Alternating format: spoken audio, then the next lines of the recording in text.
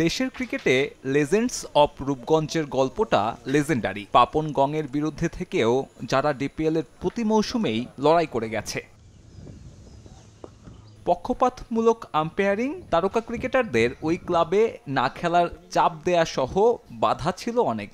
তবে রাজনৈতিক পালাবদলে ঘুরে দাঁড়াচ্ছে রূপগঞ্জ। এবার প্রত্যাশা ভালো পরিবেশের। কোন আম্পায়ারটা সে লাস্ট বোর্ডের কথা শুনবে, ওই হিসাবে ওকে অ্যাসাইনমেন্ট দেওয়া হয় যে আজকে রূপগঞ্জকে হারাতে হবে, আজকে উমুককে জিতাতে হবে। আমি যে বিদেশে গেছি আম্পায়ার ম্যানিপুলেশনের কথা বলে, এখন সবাই বিশ্বাস করতেছে আমি যা যা বলছি এগুলি সব সত্য।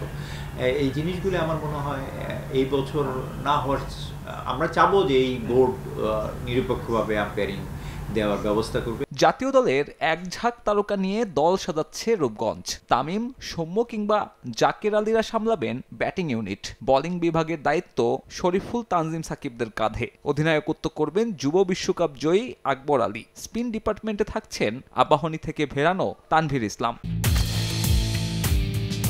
সুপার প্লেয়ারদের ক্লিয়ার চয়েস, ক্লিয়ারম্যান।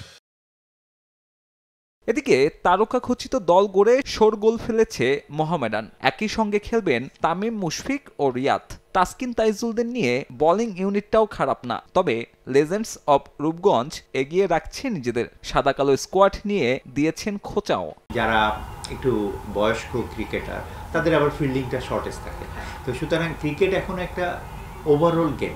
আগে কিন্তু এটা ছিল না, এখন কিন্তু ফিল্ডিংটা একটা ফ্যাক্টর হয়ে গেছে। আমি আপনাকে ক্লিয়ার বলে দিতে পারি, আমাদের শেখ মেহেদি আছে, ওনাদের কিন্তু কোনো অফিস স্পিনার নেই। রূপগঞ্জের দুঃসময়ে পাশে ছিলেন মাশরাফি। রাজনৈতিক কারণে যিনি কাটা পড়েছেন ক্রিকেট থেকে। সাকিব, মাশরাফিদের এমন ভরাডুবিতে এই ক্রিকেট সংগঠক দায় দিলেন আগের সরকারকে। ওরা অনেক রকম প্রেশারের ফিল করেই তারা রাজনীতি মাঠে গিয়েছে।